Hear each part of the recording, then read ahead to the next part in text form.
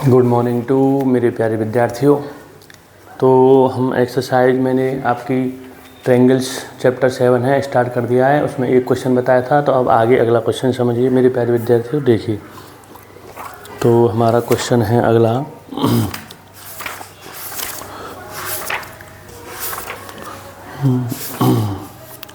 ये है क्वेश्चन। देखिए मेरे प्यारे विद्यार्थियों, क्वेश्चन नंबर 2।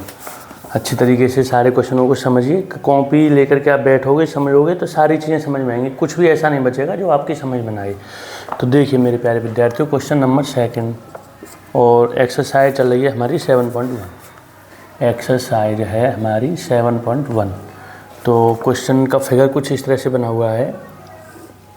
ये है हमारी ए डी और उसके बाद में ये इधर, ये पॉइंट हमारा है सी पॉइंट, और एक ये पॉइंट दे रखा है, इसका नाम दे रखा है बी पॉइंट, और इसको इससे मिलाया गया है। मेरे प्यारे विद्यार्थियों, ये एंगल इसके इक्वल दे रखा है, ये वाली साइड इसके इक्वल दे रखी है। अब देखते हैं इसको, समझिए मेरे प्यारे विद्यार्थियों क्या दिया हुआ है। यहाँ पे लिखा हुआ है A B C D is a quadrilateral. A B C D एक क्वाड्रिलेटरल है, ठीक, ओके। आगे दे रखा है हमें A D equal B C. तो हमें दे रखा है मेरे प्यारे विद्यार्थियों A D equal B C, एक तो हमें ये दिया हुआ है, ठीक, ओके। आगे दे रखा है हमें angle D A B equal है एंगल सी बी ए के, यानी कि हमें ये दे रखा है, इसमें ये दे रखा है हमें एंगल डी ए बी, ये पूरा एंगल इस पूरे एंगल के इक्वल है मेरे प्यारे विद्यार्थियों। तो हमें इसमें 3 चीज़ें प्रूव करनी है। प्रूव दैट हमें 3 चीज़ें शो करनी है। सबसे पहले triangle A B D congruent है ट्रायंगल वी ए सी के। सेकंड हमें सिद्ध करना है B D equal A C.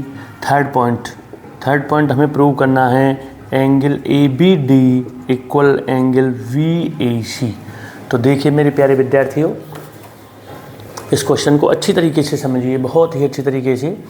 तो मेरे प्यारे विद्यार्थियों, ये हमें गिवन है, ये 2 चीज़ें हमें क्वेश्चन के अंदर गिवन है। ए बी सी डी यहाँ पे एक क्वाड्रिलेटरल है और ये हमें प्रूव करना है।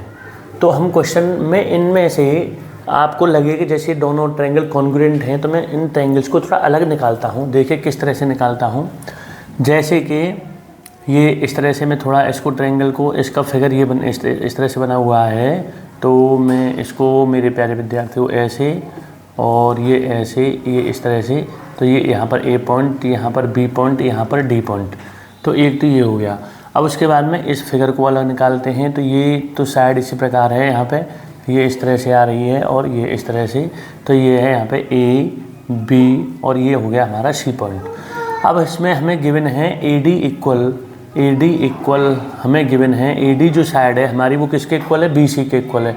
तो ए डी किसके इक्वल है, यहाँ पर बी सी के इक्वल है। सबसे पहले तो हमें ये गिवन है।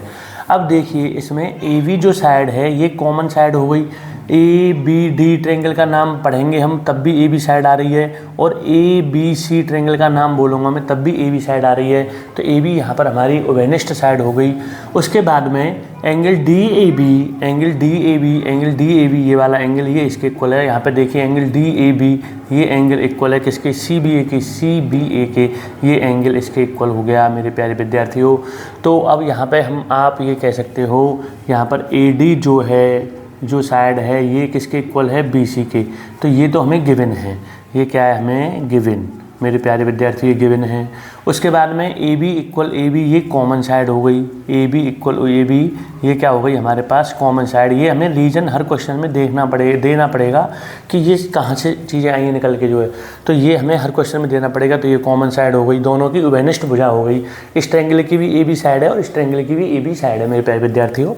तो अब यहाँ पर बात करते हैं, आगे बढ़ते हैं क्वेश्चन में। तो angle D A B equal हो जाएगा एंगल सी बी ए के, ये भी हमें गिवन है मेरे प्यारे विद्यार्थियों, ये भी क्या है हमें गिवन है। तो यहाँ पर दो साइडों के बिटवीन दो ट्रायंगल्स में दो साइड इक्वल आ रही हैं, ये वाली साइड इसके इक्वल है, ये वाली साइड इसके इक्वल है और उनके बिटवीन एंगल्स इक्वल है, तो SAS नियम से मेरे प्यारे विद्यार्थियों, SAS नियम से दोनों ट्रायंगल कैसे हो गए, कॉन्ग्रुएंट हो गए। तो दोनों ट्रायंगल कॉन्ग्रुएंट हो गए तो हम यहाँ पे ये चीज़ कह सकते हैं ABD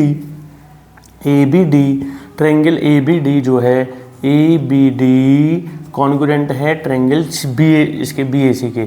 और एक बात और बताना चाहूँगा यहाँ पर मैं, आगे 10th क्लास में मेरे प्यारे विद्यार्थियों एक चैप्टर है सिमिलर ट्रायंगल, तो उससे सिमिलर ट्रायंगल में इसका क्रम महत्वपूर्ण होता है। जैसे ABD है तो यहाँ पे आप इनको आगे पीछे ले सकते हैं, लेकिन वहाँ पे जब मैं उस चीज़ को समझाऊंगा, मैंने बताया भी है सिमिलर ट्रायंगल्स में, तो इसका क्रम महत्वपूर्ण होता है। यहाँ पर क्रम महत्वपूर्ण नहीं होता है, आप इसको ABD लिख लो, DBA लिख लो, ऐसा कोई दिक्कत नहीं है बिल्कुल भी जो है।